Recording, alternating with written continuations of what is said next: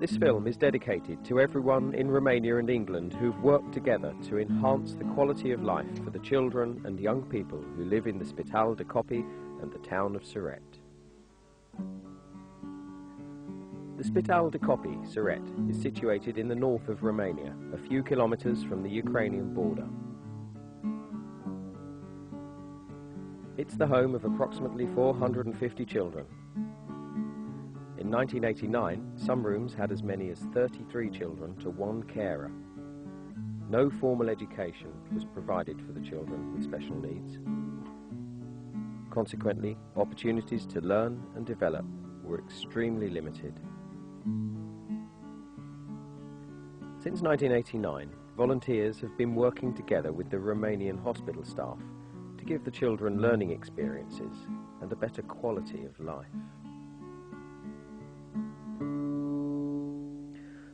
After the carers had dressed and organised small groups of children, volunteers would take them down 3 flights of stairs to the hospital basement.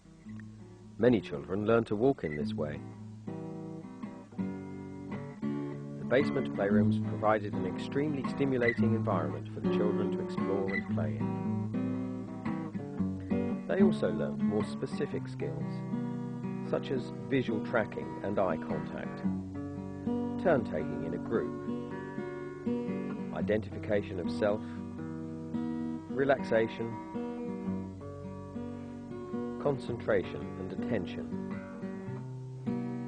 communication and cooperation. In August 1994, a group of volunteers and Romanian teachers saw a great need to create a working Romanian model for the education of children with special needs. It would cater for those children who were not supported by the existing education system. The Romanian Teachers Fund was created. Sponsorship for the project would come from England. The 2-room porter cabin provided the first working space for the teachers and children. Some of the older girls, who were previously considered by many to be ineducable, became very proficient at sewing and embroidery, and made great advances in language, communication and self-help skills. The help given by the teaching assistants gives the opportunity to provide one-to-one support for children with severe difficulties or challenging behaviours. The porter cabin was not ideal for all times of the year due to Romania's extreme climate and the lack of running water. Rooms in the hospital school were used when weather conditions were extreme, with the cooperation of the hospital authorities. Whilst visiting Siret, English representatives supporting the Romanian Teachers Fund witnessed improvements in all of the children, as well as the development of a relevant curriculum. Core subjects being language and communication, cognitive and sensory development, socialization and motor skills. Excursions to the town and beyond broaden life experience away from the confines of the hospital. Train trips to Vașcuț, afternoons in the Grădina de Primăvară, or out in the surrounding countryside. Excursions give children reality and meaning to the pictures and words learnt in the classroom, which otherwise would remain abstract concepts.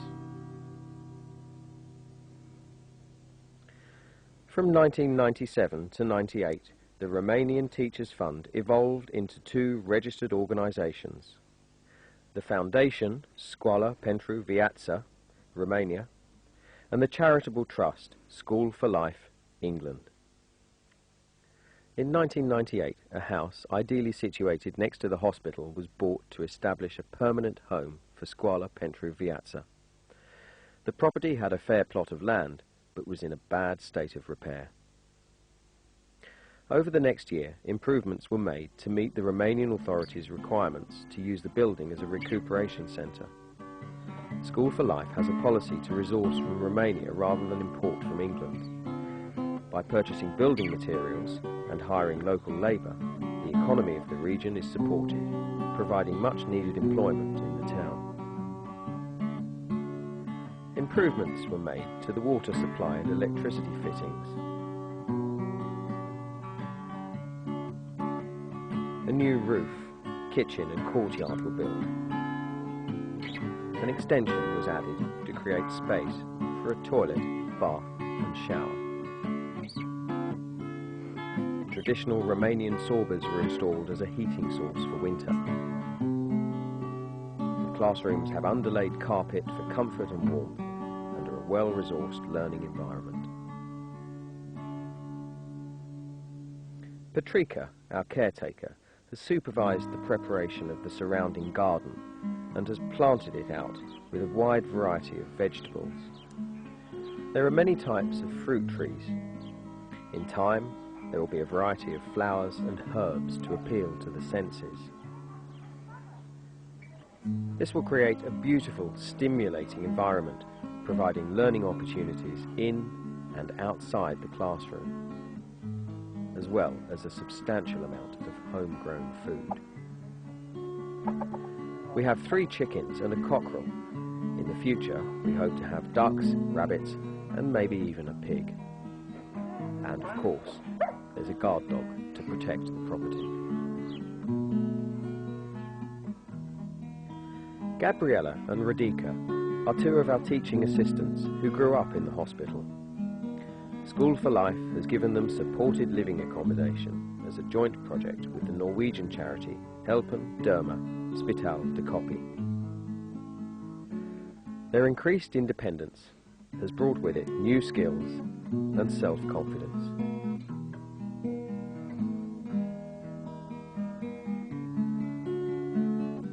After much hard work and preparation, Școala pentru Viață finally had authorization to open on the 26th of April, 1999.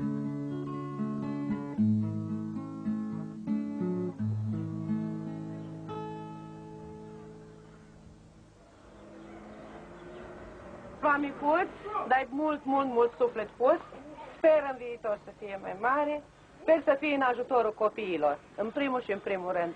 Vă mulțumesc. Deci, declar deschis oficial. Deci, de acum, Centrul de Recuperare Psihomotorie. Deci așa se numește, în cadrul Fundației Școala pentru Viață. Vă mulțumesc. Acum? Florentina, stai cu coace. Stai cu mine. Ține mai... Corina?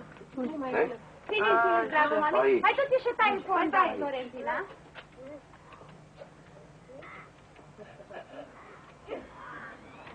Bravo!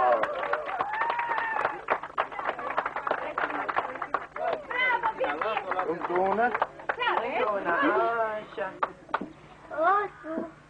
Bravo! Bravo!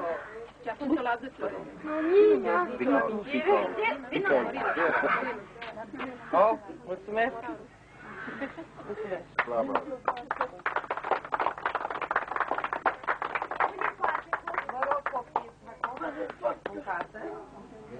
Present at the opening ceremony with the children were many of the people who over the years had cooperated and worked together to help make the Centre for Recuperation a reality. There were representatives from the hospital, community, School for Life and other charities working locally. And of course, the Școala pentru